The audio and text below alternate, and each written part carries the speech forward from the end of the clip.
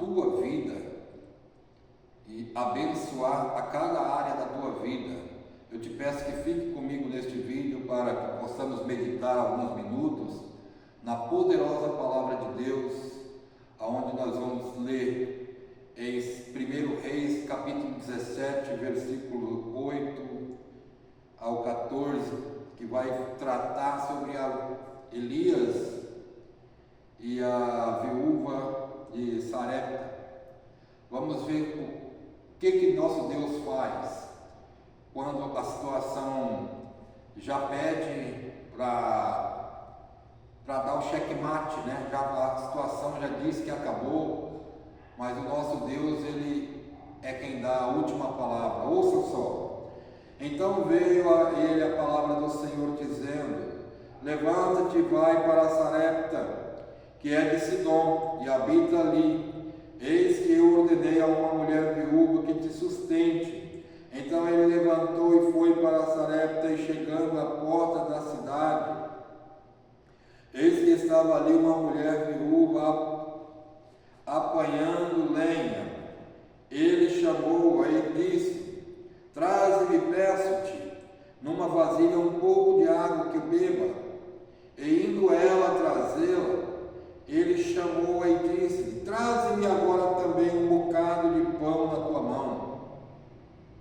Porém ela disse: vive o Senhor teu Deus, que nem um bolo tenho, senão somente um punhado de farinha numa panela e um pouco de azeite numa botija.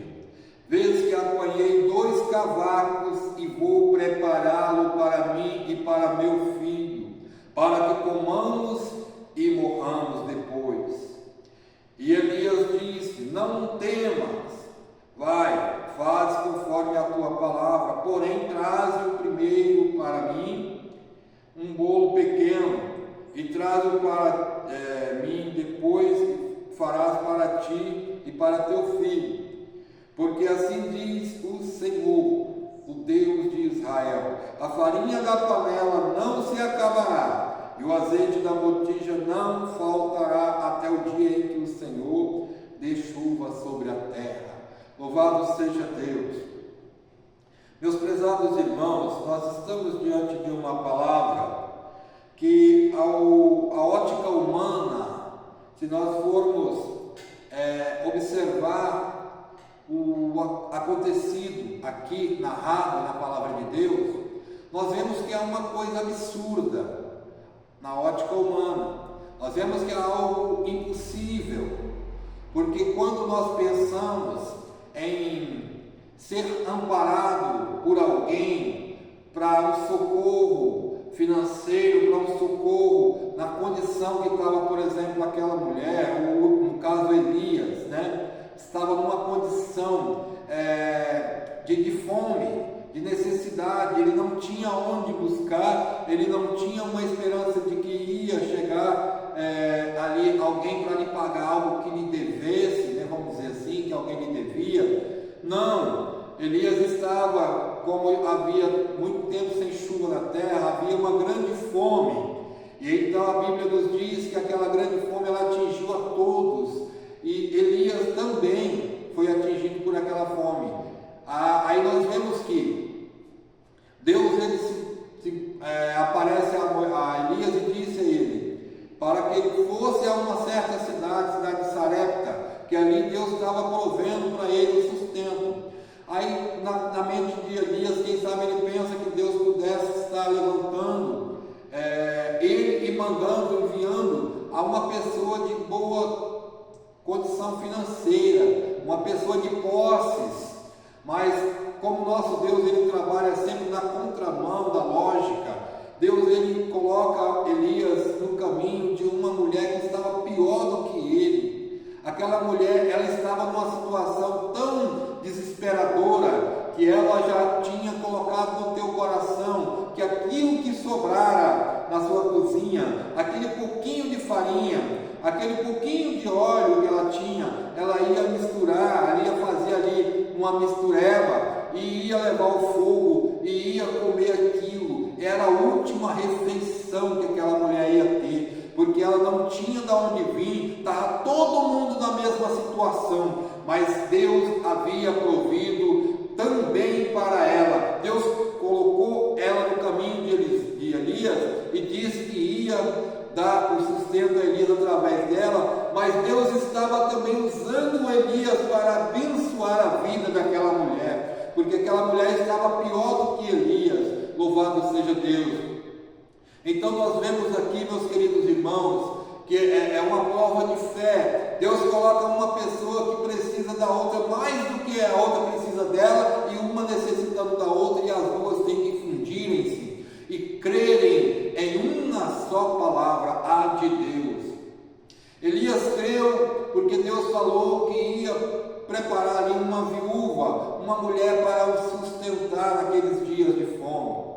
E aquela mulher, ela estava precisando de alguém para lhe ajudar, porque ela ia ter uma última refeição e ia morrer, porque ela não tinha de onde tirar mais o que comer, ela não tinha mais o que dar para o seu filho.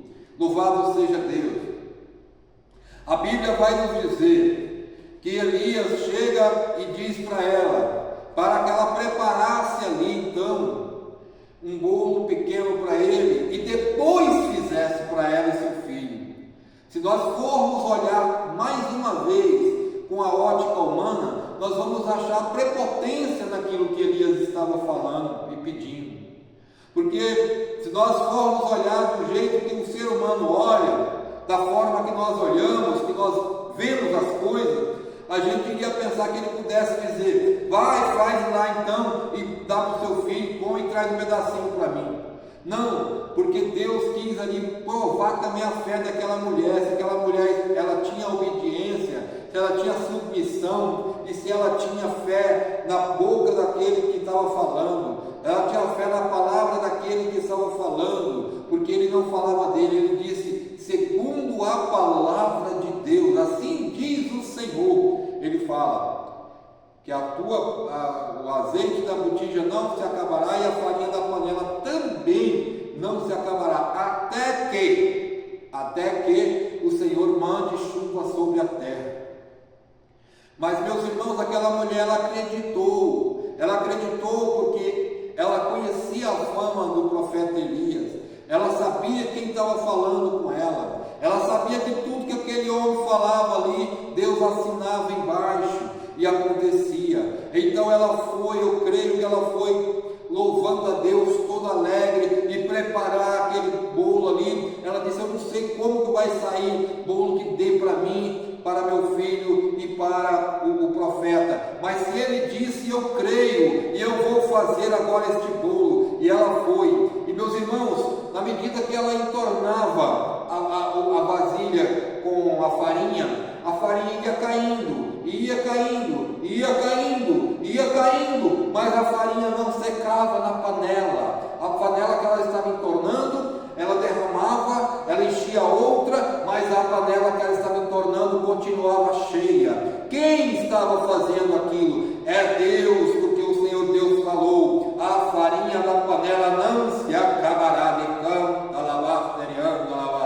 e o óleo e a botija também não se secará. Aquela mulher, eu creio que ela começou também a entornar a botija de azeite ali para fazer a mistura, e aquele azeite que era só um pouquinho, ela foi colocando e ela foi virando, e o trem foi bebendo tudo e tinha azeite na botija ainda. Louvado seja Deus. Por quê? Porque ela depositou a sua fé na palavra de Deus. Se o Senhor Deus tem falado que Ele vai entrar com providência na tua causa, creia, porque Deus não é homem para que minta, e nem filho de homem para que se arrependa. Deus, quando Ele fala, Ele cumpre, porque Ele tem um compromisso com a tua palavra. A Bíblia diz que nem um tio, nem nada vai passar da tua palavra sem que seja se cumprido. Nós vemos que tudo vem se cumprindo em nossos dias. As coisas que tinha para se cumprir já têm se cumprido para a volta de nosso Senhor e Salvador Jesus Cristo.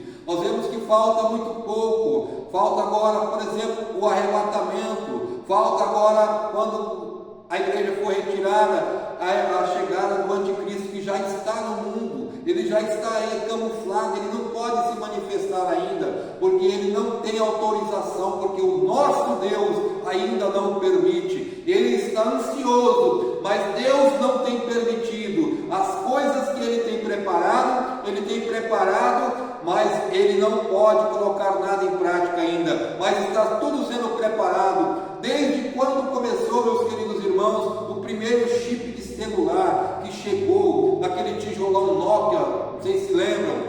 Aquele chip ali, quando chegou, já era o início da preparação para o anticristo, já era a modernidade chegando, já era para que no futuro o 666 fosse implantado. Depois veio vindo microchips, cartão de memória, veio vindo QR Code, veio vindo códigos de barra. Ali as pessoas passam só na frente do caixa, só mostra a mercadoria e ela já lê lá. Da mesma forma será também no punho, na mão direita ou na testa. A pessoa vai direcionar como aquele que mede a temperatura na época da Covid, vai redirecionar aquilo na testa e ali vai ver se a pessoa é carimbada ou não, se a pessoa aceitou o carimbo da besta ou não, o selo. Então, meus queridos irmãos, tudo indica que o Senhor Cristo já vem, tudo indica que o nosso Cristo já vem, e Ele quer que você se converta, Ele quer multiplicar